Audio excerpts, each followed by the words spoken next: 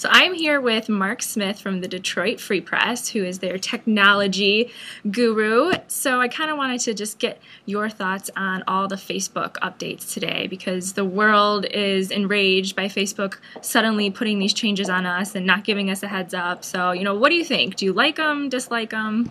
I think for me, I like them. I'm sort of a different user, I think, than most. I've seen almost completely feedback online that's very negative so far today. But I think it's just sort of hard for people to take those changes, especially since Facebook for a lot of people has become the web. It's where they sort of start and end every single day. It's where they get all their information from. So that's very hard for people. Well, what Facebook is trying to do is they're trying to make that first page more relevant to people. And this is where people sort of get up in arms, because what Facebook does is it uses clues, who you interact with the most, who it thinks your closest friends are, to show you the updates that it thinks are most important for you. And so on our newsfeed today, you'll see at the very top it says something called Top Stories. Mm-hmm. And so that's Facebook's best guess about the posts that it thinks that you'll want to see first. What I think it's interesting too is that before, they were, like you said, they were trying to make it. They're trying to make the changes themselves. So they're putting together even those lists now. So they put together people you went to school with. Your top friends in Metro Detroit is one of my lists. But I think it's interesting how they're also giving you the option now to customize what you think is an important story. So you can click the little blue arrow in the left corner. And if you deem that as important, then they'll start sharing stories from that company page or that person more in the future.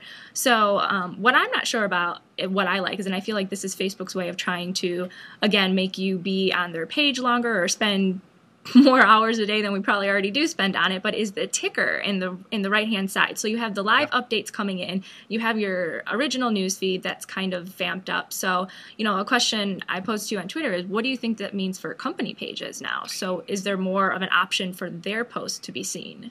I think so, but that, and you'll see, it sort of depends on how many friends you have, but that feed moves really fast. Right. Because it doesn't just elevate things that were normally in the news feed before. It brings everything up to the front. So-and-so commented on this photo. So-and-so likes Bob Seger, or whatever it is. Right. So it's really everything that's happening that was already available to you in the first place. A lot of people are sort of saying this is Big Brother. But everything that you're seeing in that feed is stuff that you would normally be able to see on Facebook anyways. So if a friend is commenting on another friend's photo, whose photo you can't see anyways on Facebook, that little update about the comment won't appear in your newsfeed, because that's not a photo that you'd be able to see anyways.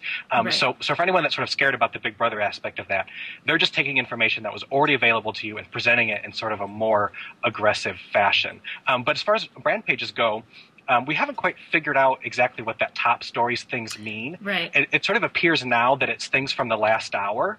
I noticed when I woke up this morning, it said stories from the last 11 hours, which may have been, I hadn't logged into Facebook in 11 hours. So it was sort of catching me up in the morning. But then as soon as I left that page, those stories were gone. And then it was just a real-time feed of the most recent updates. So I think for brand pages that are hoping to make stories sticky longer on the news feed, I think it's going to be more of a challenge for us going forward, because we may have to post more often, because it seems to be like stories that are most recent appear to be more on the news feed. Right.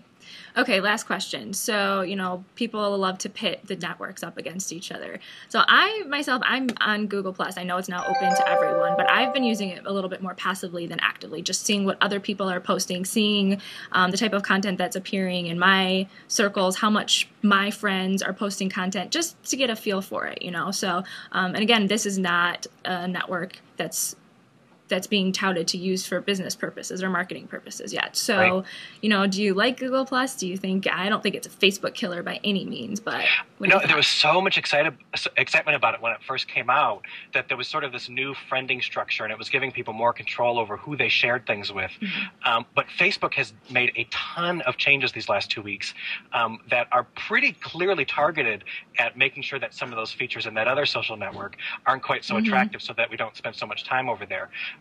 But I mean, my use of Google Plus has really lessened, and of course that could be just me, but it seems like Facebook is making some serious changes that just make that so much less attractive to go over there. And as you said, for brand pages, they haven't come out with that solution for us yet to be able to have a presence for identity or for the Free Press on Google Plus. We just can't.